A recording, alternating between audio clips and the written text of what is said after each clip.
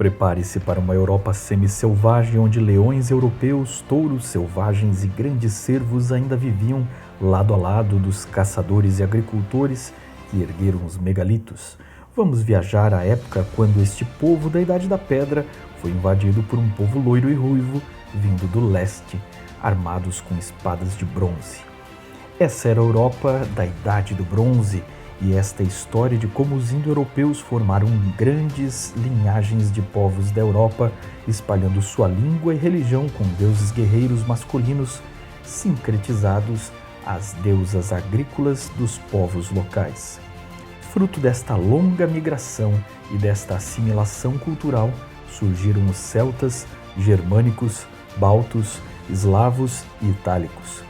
Este vídeo terá por objetivo entender o processo que deu origem a estes povos até a época do final da Idade do Bronze. No canal Observatório 7 percebemos o mundo de forma interdisciplinar, utilizando 7 saberes, sendo eles a história, arqueologia, antropologia, ciências, filosofia, teologia e arte. Esta série tem avaliado a história humana durante a Idade do Bronze, contando de forma simultânea os acontecimentos em civilizações diferentes. Curta, compartilhe, se inscreva no nosso canal e confira nas descrições nossa bibliografia. E lembrando que este vídeo é parte de uma série que você pode conferir na playlist com todos os episódios em ordem cronológica sobre a Era do Bronze.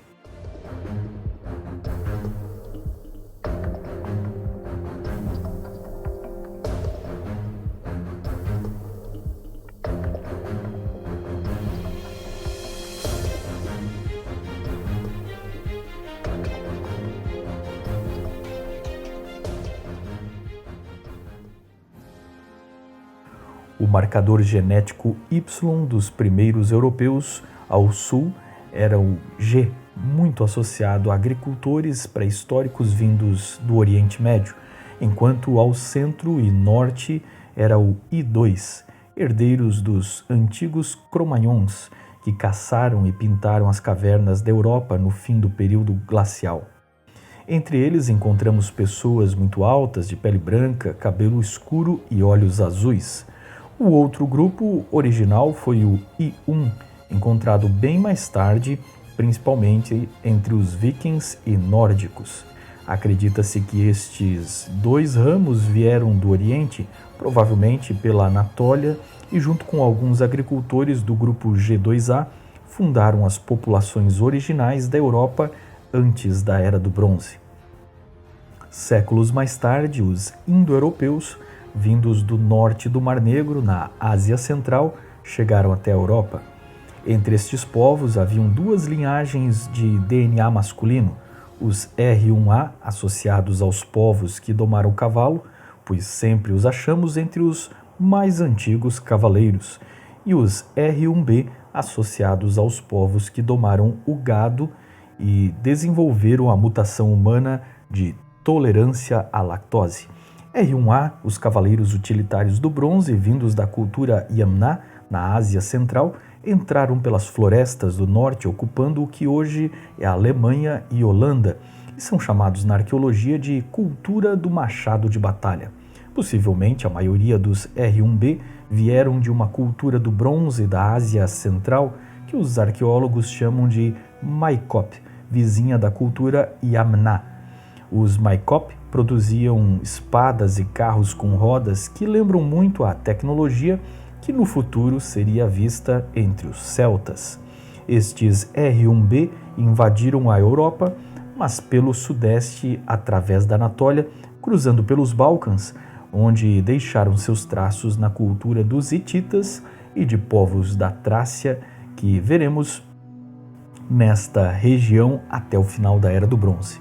Todos estes povos que foram para o leste asiático ou oeste em direção à Europa compartilham uma língua indo-europeia ou indo-iraniana, estilo de arte com desenhos em nós estilizados e enlaces que veremos na metalurgia e tatuagens encontradas tanto entre celtas, germânicos, nórdicos e até mesmo entre os citas, cavaleiros da Ásia.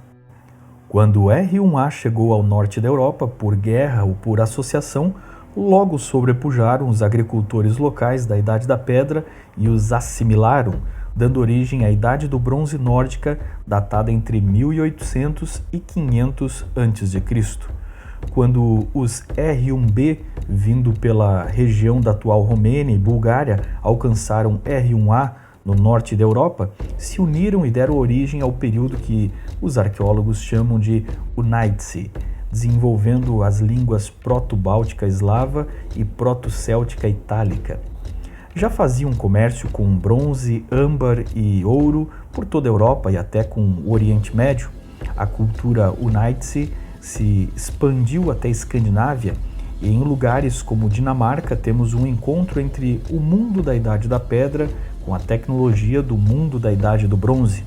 Eles pintaram cenas com estilos muito semelhantes às pinturas pré-históricas, mas já encontramos nas pinturas barcos, rodas e nos deixaram objetos de bronze maravilhosos, inclusive armas que parecem modelos arcaicos que veremos entre os bárbaros da Europa. Mas outros R1A haviam partido para outras direções, assimilando agricultores pré-históricos dos rios que cortam a Ucrânia da cultura Cucuteni-Tripolini.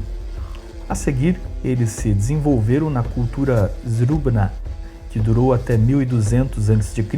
e formou os ancestrais dos povos eslavos no leste europeu até a Rússia, como os ancestrais dos ucranianos e poloneses. O terceiro ramo, R1A, saiu da cultura machado de batalha e migrou das florestas até o extremo norte, se misturando aos povos do norte e da Ásia pré-histórica do haplogrupo de caçadores N1C1, mais parecidos com indígenas asiáticos falantes de línguas urálicas, e formaram os ancestrais dos povos letões, lituanos e finlandeses. Eslavos e urálicos ficaram ao leste da Europa. O quarto grupo, R1A, foi para o leste asiático, mas veremos em outro vídeo. Poderíamos ainda dizer que um quinto grupo R1A desceu da Ásia Central para a Grécia, ajudando a formar os micenos, unindo-se aos proto-gregos, levando a eles as armas de bronze, carros de combate e cavalos. R1B se lançaram a conquistar a Europa Ocidental, onde encontraram a cultura Baker, que tinha finalizado as construções de Stonehenge. Eles estavam na Idade do Cobre, seu comércio de cerâmica ia desde as Ilhas Britânicas até o norte da Europa e deram lugar aos imigrantes R1B, vindos da cultura Unídice, da região da atual Alemanha, e assim chamamos este povo de proto-ítalo-celto-germânico, e foram eles que levaram a cultura do bronze a todos esses lugares. R1A, que ficou no norte da Europa, formou os germânicos, que numa fusão com os locais I1 e I2, mais os povos R1B, se sintetizaram mais lentamente até surgir como povo durante a Idade do Ferro, espremendo para a Escandinávia o ramo de povos nórdicos. Germânicos e nórdicos compartilham os mesmos deuses, mas com nomes um pouco diferentes, como por exemplo Thor, chamado pelos germânicos de Donar. O ramo R1B ítalo-celta criou nos Alpes a cultura Urfield, onde se dividiu, indo para o norte da Itália, onde fundou a cultura Terra Mare, que por volta de 1200 a.C.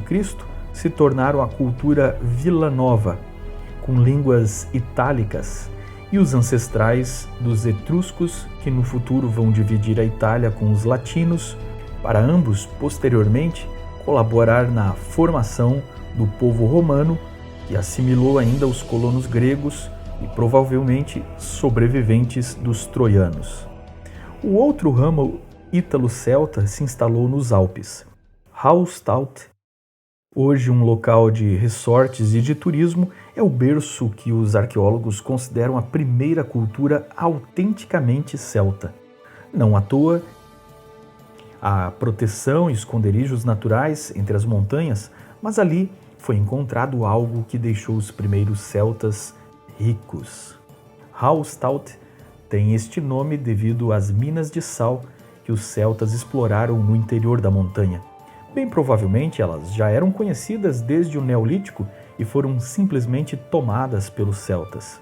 Mas fato é que eles vendiam sal para toda a Europa e fizeram comércio levando para Hallstatt um requintado modo de vida que incluía joias de âmbar, prata, ouro e até marfim, um artigo importado da África.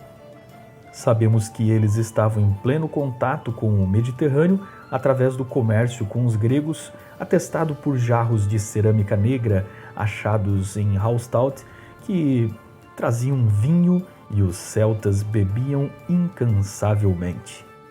Suas vilas eram fortificadas no alto de colinas, com oficinas de bronze, prata e ourives, ao redor campos agrícolas. Estes mesmos padrões culturais se espalharam pela Europa, inclusive a cultura funerária com túmulos em forma de colina, sempre ricos em artefatos, ornamentos, armas e até vagões. Em Hallstatt, o cemitério encontrado tinha cerca de 2.000 pessoas, de adultos a crianças. Sua cultura se espalhou por toda a Europa e, embora as tribos celtas fossem imensamente diferentes, tendo os celtas do leste, os ítalo-celtas, os gauleses, os belgas, os celtíberos e os insulares, a cultura celta podia ser definida por uma língua comum e deuses similares. Mas eles nunca foram uma unidade política, pelo contrário, brigavam muito entre si. A história dos íberos, povos dos territórios da atual Espanha e Portugal, é ainda mais notável. Pesquisas genéticas mostram que a região habitada na pré-história por caçadores se miscigenou com agricultores neolíticos que vieram pela costa do Mediterrâneo, saídos do Oriente Médio, da Anatólia e dessas regiões, produzindo os povos íberos durante a pré-história. Assim foi até que os indo-europeus chegaram à Península Ibérica e se mesclaram aos povos locais, produzindo os celtibéricos. Mas uma linhagem de íberos se isolou, mantendo sua língua que hoje difere completamente das línguas europeias influenciadas pelos indo-europeus. Este grupo ancestral nós conhecemos como bascos e habitam uma região da Espanha. Portanto, os celtas estão também na origem dos portugueses e espanhóis. Este é o caso, por exemplo, dos celtas lusitanos, que são o produto da união de celtas vindos do interior da Europa, que se uniram a um mix de tribos locais de agricultores do Neolítico. Mas lembre-se que para produzir um português, que aliás não tem língua celta, ainda se somariam as invasões dos romanos e dos germânicos. Foi então que por volta de 1300 a.C. ou 1200 a.C., iniciou-se a Idade do Bronze Atlântica, um termo arqueológico que descreve uma expansão cultural, econômica e genética comum nos territórios do que hoje representa Portugal, Galiza, litoral da França, Bretanha, Escócia, e os celtas chegaram às Ilhas Britânicas. A cultura material da época foi achada em comércio até em lugares distantes como Suécia, Dinamarca e Mediterrâneo. Arqueólogos acharam em fundos de lagos armas de bronze como escudos, machados, lanças e espadas, caldeirões e ganchos de carne, incluso muitas peças de ouro.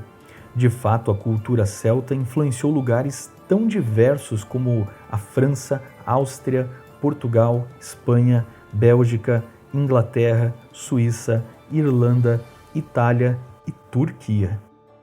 Mas os celtas, séculos mais tarde, foram assimilados pelo mundo romano, que chegou a engolir os bretões, porém a cultura e línguas celtas ainda vivem entre a língua e costumes do país de Gales, Irlanda e Escócia, que nunca foram dominados. O que sabemos sobre os celtas continentais vem de Júlio César, que é olhado com dúvida por ser o vencedor da guerra. Você veria o depoimento de um general americano da Segunda Guerra Mundial com dúvida? Será mesmo que devemos olhar com tantas dúvidas os relatos de Júlio César? E no caso dos celtas insulares, tudo teria desaparecido se não tivesse sido registrado pelos cristãos celtas um ramo que precedeu o domínio católico romano na ilha. Na bibliografia, vou deixar algumas obras que investigam os documentos medievais dos primeiros celtas conversos ao cristianismo, sobre como contaram a história do seu povo antes de sua conversão. Quanto à Bretanha e à origem dos antigos bretões, já temos um vídeo sobre Troia que conta a história da origem dos bretões, confira o link nas descrições. Mas a respeito da origem de irlandeses e escoceses, que falam, aliás, línguas muito parecidas, o Livro das Invasões, uma literatura medieval, relata uma série de migrações para a Irlanda. Seguindo o trabalho de Bill Cooper, apresentado em nossa bibliografia, que investigou por anos os cronistas medievais Nennius e Geoffrey de Monmouth, que aliás eram galeses, estima-se, de acordo com as crônicas dos antigos galeses, que a primeira migração ocorreu para a Irlanda em meados de 1454 a.C., o que na cronologia da nossa série aqui no canal é bem próximo à data do êxodo bíblico, só para se situar no auge da 18ª dinastia do Egito. Um grupo de colonos levados por um certo Partholan lá desembarcou e 300 anos depois foi dizimado por uma doença. Nennius diz que eles chegaram com 30 navios, enquanto Geoffrey diz que eles eram cerca de 1000 colonos, o que mostra que estes dois cronistas medievais relataram a mesma história partindo de fontes diferentes, mas que concordam a grosso modo. E isso corrobora a tradição. Geoffrey conta que eles haviam sido expulsos da atual Espanha. Em 1145 a.C., final da Idade do Bronze, uma nova colônia construída por Nemed ergueu fortificações e resistiu à invasão dos Formorianos, descritos como piratas. Cruzando estas crônicas irlandesas com a crônica dos antigos bretões, é nesta mesma época que a crônica dos bretões relata que Brutus estava colonizando a Bretanha, descritos como grandes guerreiros. Estes foram expulsos por Brutus e poderiam ser os Formorianos que chegaram até a Irlanda. Óbvio que não estamos falando de fatos reais, mas esta parte da lenda parece representar o período em que a Irlanda pré-histórica teve contato com a Era do Bronze Atlântica. Por trás da lenda pode ter realmente alguns fatos históricos. O período a seguir desta lenda contaria a chegada dos primeiros celtas neste processo de colonização da Irlanda. Os nemedianos sobreviventes foram para o interior da ilha e se dividiram em 3 grupos. Um foi para o norte da Europa e fundou um povo que os irlandeses chamaram de Tuatha ou Danann. A segunda linhagem foi para o norte da Bretanha, onde hoje é a Escócia, formando os celtas pictos ou pictos da Sítia, em referência aos seus ancestrais da Ásia, os citas, ou Scythian, dando origem ao termo Scot, que por fim se torna Escócia. O terceiro grupo teria ido para a Grécia, chamado de Firbolgs, que retornaram para serem subjugados até 701 a.C. pelos Tuatha e Danann, que retornaram para a Irlanda tempos depois. Tuatha e Danann parecem estar relacionados com a tribo da deusa e pode significar a chegada dos deuses celtas à ilha. Entre eles é relatado as aventuras de Lugh, que seria adorado como um deus solar, o que mostra que os celtas seguiram o princípio de vários outros povos, ignorando o Deus Criador e fazendo Deus os seus próprios ancestrais. Mais do que isso, essas lendas parecem demonstrar de maneira poética a maneira como a Idade do Bronze chegou na ilha e depois a Idade do Ferro. A última colonização da Irlanda teria ocorrido cerca de 504 a.C., com as aventuras dos filhos de Milid, ou os milesianos, vindos de Mileto, expulsos das guerras com os persas, passando pela Espanha e chegando à Irlanda. De fato, Mileto nesta época tinha muitos citas e fenícios, o que torna a lenda perfeitamente possível. Como os milesianos foram os últimos colonizadores Suas genealogias foram preservadas e eram motivo de maior interesse, já que o direito das terras era rigorosamente transmitido pelas linhagens paternas, que alegam descender de Eber e Eremon, sobreviventes dos milesianos. Sendo Eber o ancestral das famílias irlandesas dos chefes do sul, como os Macartney e os O'Briens, e Eremon o ancestral das casas do norte, como os O'Connor, O'Donnell e O'Neill.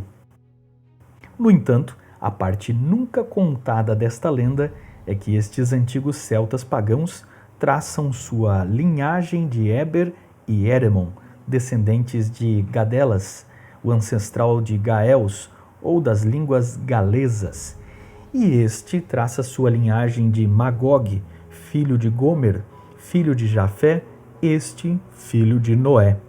Vários intérpretes da tradição hebraica sempre viram os filhos de Gomer, Magog e Rifate como uns ancestrais dos indo-europeus e povos da Europa neolítica.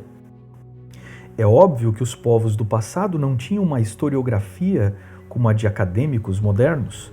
Também sabemos o quão pouco material arqueológico sobrou da Idade do Bronze e como povos sem escrita nos deixaram muitos mistérios. Mas o fato de não terem escrita não quer dizer que não eram capazes de contar a sua história.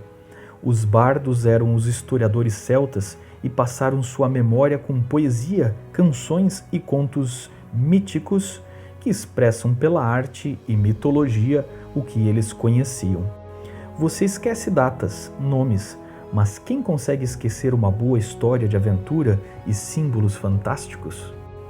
Foi isso que chegou aos primeiros cronistas cristãos que tentaram preservar com sua linguagem cultural medieval o que ouviram. Eles não tinham qualquer razão para mentir, afinal, sua história estava sendo registrada por celtas que haviam sido pagãos antes de se tornarem cristãos. Embora o livro das invasões seja pseudo-cristão, cheio de imaginário medieval, também era uma obra celta que falava sobre deuses celtas. Tinha tudo para ser rejeitado, mas foi preservado porque os ex-druidas, agora monges, entenderam que era oportunidade de registrar e perceberam que a linguagem cristã se encontrava com sua antiga tradição sobre alguns fatos da tradição celta. O mesmo processo aconteceu com a mitologia nórdica, e tudo que sabemos da mitologia nórdica vem de autores cristãos que preservaram isso na Idade Média.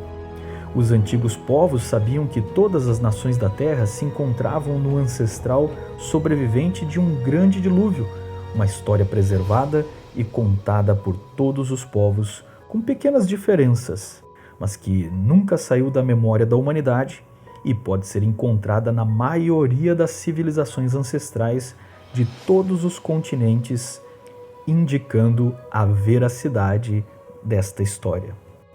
Por trás das antigas lendas e tradições orais, há sem dúvida muita coisa inventada, aumentada e tremendamente fantasiosa. Mas o DNA não mente. R1b e R1a, os indo-europeus, vieram dos povos citas, estes descendentes das primeiras culturas da Idade do Bronze que surgiram nas estepes da Ásia. Coincidência ou não, a região para onde os hebreus diziam que os filhos de Gomer, neto de Noé, foram e viveram ao norte do Monte Ararat.